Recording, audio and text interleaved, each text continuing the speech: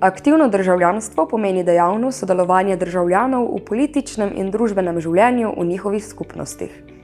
Toda obenem ne gre le za konkretne aktivnosti, temveč je aktivno državljanstvo tudi načelo in miselnost, ki spodbuja posameznike, da z dejavnostmi, kot so volitve, prostovoljno delo in zavzemanje za spremembe, dejavno sodelujejo pri oblikovanju sveta okoli sebe. A ni vsem bolje, če si med seboj pomagamo in smo do drugih solidarni? Toda kdaj sem zares aktivna državljanka oziroma aktiven državljan? Kaj so vrednote povezane z aktivnim državljanstvom? In katere so tiste dejavnosti, s katerimi uresničujemo idejo solidarnosti?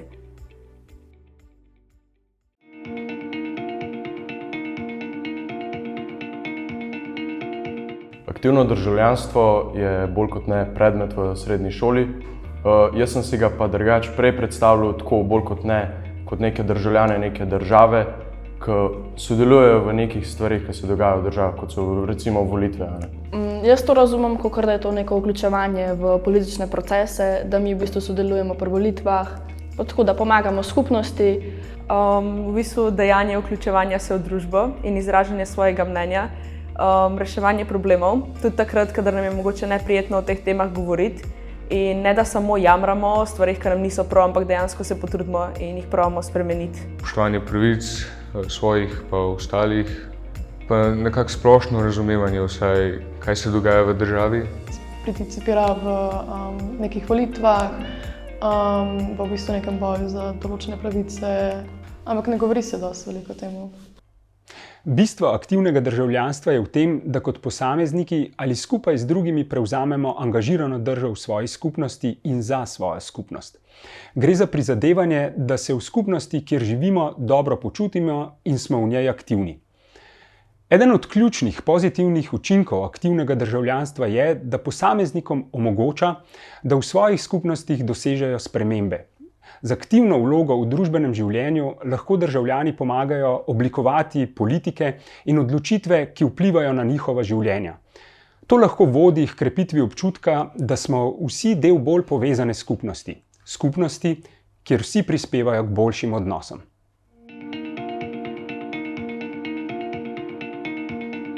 Zame je pojem solidarnost, da v bistvu pomagaš drugim v stiski. Samo preprosto iz tega, ker pač drugim lahko pomagamo in da najdemo neko lepoto v tem, ko naredimo nekaj lepega za drugega.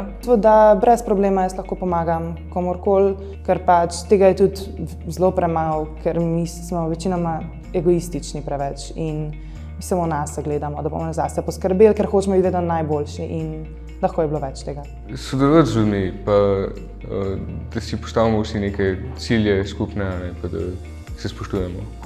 Pomagaš prostovoljno v nekomu, ki je v stiski, nekomu, ki rabi pomoč, recimo v domu za ostarele. Vrednota, ki v bistvu sočlovek pomaga drugemu sočloveku prostovoljno, v kakršnem koli smislu. Da gledamo tudi na druge, se pravi, ne gleda samo na se, vidiš nekoga, ki mogoče rabi to bolj kot ti.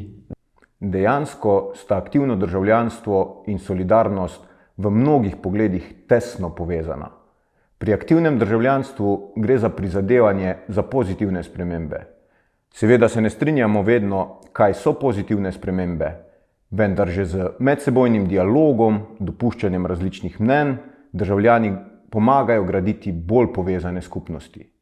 Ta občutek skupnosti je pravzaprav bistvo solidarnosti. Solidarnost se nanaša na občutek enotnosti in medsebojne podpore, ki obstaja v skupnosti. Slišali smo, kako opredeljujemo aktivno državljanstvo in solidarnost. Kaj pa to pomeni v praksi? Kako se aktivno državljanstvo in solidarnost uresničujeta?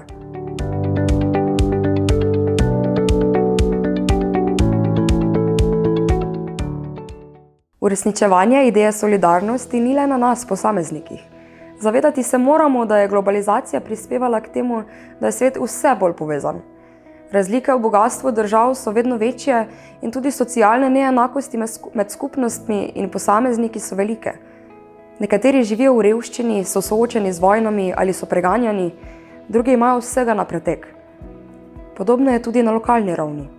Vsi ljudje nimajo enakih možnosti ali dostopa do osnovnih življenjskih dobrin, tudi hrane in vode. Zato je treba solidarnost uresničevati na različnih nivojih. Poglejmo nekaj primerov, kako. Ideja solidarnosti je bila vse od ustanovitve Združenih narodov leta 1945 osrednjega pomena pri njenem delovanju. Združeni narodi so bili ustanovljeni z namenom, da bi združili ljudi in narode z vsega sveta ter spodbujali mir, človekove pravice ter socialni in gospodarski razvoj. Čeprav ni vedno uspešna pri teh prizadevanjih, so te vrednote pomembne za sobivanje v svetu. Tako na primer vsako leto 20. decembra obeležujemo Mednarodni dan človeške solidarnosti. Eden od ciljev Evropske unije je podpirati in spodbujati njene vrednote in interese, vključno z vzajemnim spoštovanjem mednarodnih, izkoreninjenjem revščine in varovanjem človekovih pravic.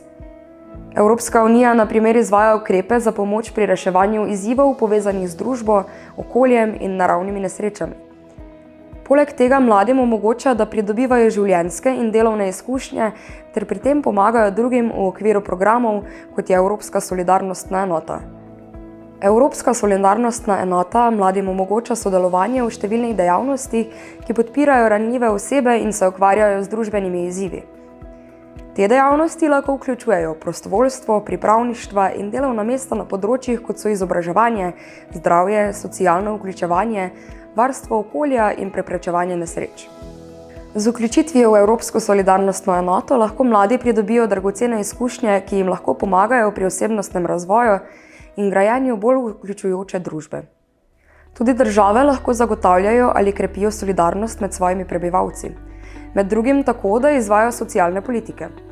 Tudi Slovenija ima zapisano v ustavi, da je socialna država. Tudi s tem, ko plačujemo davke, omogočamo, da država zagotavlja dostojno življenje tistim, ki imajo najmanj. Poleg tega lahko države državljane spodbujajo k sodelovanju v družbenem in političnem življenju in sodelovanju v svojih skupnostih. Prav tako lahko države pomagajo na različne načine drugim državam, ki so na primer soočene z naravnimi katastrofami. Sploh pomembno vlogo pri zagotavljanju solidarnosti pa ima civilna družba, na primer nevladne organizacije in gibanja ter sindikati. Organizacije civilne družbe pogosto zagotavljajo podporo ranljivim članom družbe, kot so starejši, invalidi ali kako drugače prikrajšani. To lahko vključuje zagotavljanje dostopa do osnovnih storitev, kot so hrana, zatočišče ali zdravstveno varstvo. Civilno-družbene organizacije zagovarjajo družbene spremembe tudi tako, da ozaveščajo o pomembnih vprašanjih in se zavzemajo za spremembe politik.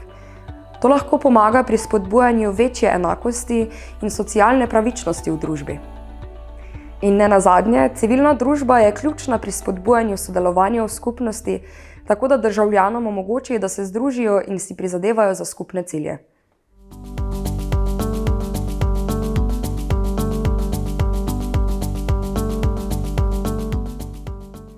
Pogosto se zdi, da je aktivno državljanstvo nekaj abstraktnega, ali pa da je solidarnost zgolj načelo, ki se ga spomnimo in vemo, kaj pomeni, v resničnem življenju pa ga hitro pozabimo. Ali pa si mislimo, da je za solidarnost potrebno veliko priprav in posebnih aktivnosti, za katere nimamo časa. Pa v resnici sploh ni nujno, da je tako. Solidaren je lahko čisto vsak med nami, čisto vsak dan. Res smo lahko solidarni na izjemno veliko načinov in ni potrebno veliko, da to načelo in držo uresničujemo. Takšnim malim, a pomembnim angažiranim aktivnostim pravimo tudi vsakodnevna solidarnost. V resnici gre za preprosto odločitev, da bom pomagal tistim, ki potrebujejo kakšno pomoč ali podporo. Potem pa je potrebno to odločitev tudi uresničiti. Imaš sošolca ali sošolko, ki potrebuje podporo na primer pri učenju? Ponudi pomoč. Imaš sošolca ali sošolko, ki je na novo v razredu in še ne zna dobro jezika? Prisedi in poskušaj klepetati. Je v šoli kakšna priložnost za skupno akcijo, na primer čiščenje njene okolice? Daj predlog učitelju ali učiteljici in skupaj ustvarite solidarnostno akcijo. Pomisli na tiste, ki jim je težje. Sošolci lahko zberete oblačila, ki jih ne potrebujete več, ali igrače, ki so morda ostale kje v omarah. Nesite jih na Rdeči križ ali katero drugo podobno organizacijo. Pomagaš lahko v zavetišču za živali. Morda občina vsako leto organizira kakšen solidarnostni dogodek. Udeleži se ga in aktivno sodeluj. Veliko nevladnih organizacij se ukvarja z organiziranjem prostovoljstva in prostovoljskih akcij. V Sloveniji je ena takšnih volontariat. Njihovo delo je res obsežno in prinaša veliko koristi za družbo, predvsem najranljivejšim posameznikom in skupinam. Pridruži se kakšnim od njih. Sem aktivna državljanka. Verjamem, da aktivno državljanstvo in solidarnost nista le prazni besedi, ampak je način, kako živim. Mladi moramo sodelovati in biti del skupnosti. Jaz sem aktivna kot prostovoljka. Zavzemamo se za pozitivne spremembe in podpiramo ljudi v stiski. Ustvarjamo pozitivno klimo med ljudmi, kar prinaša veselje v naše življenje. Mladi imamo to moč.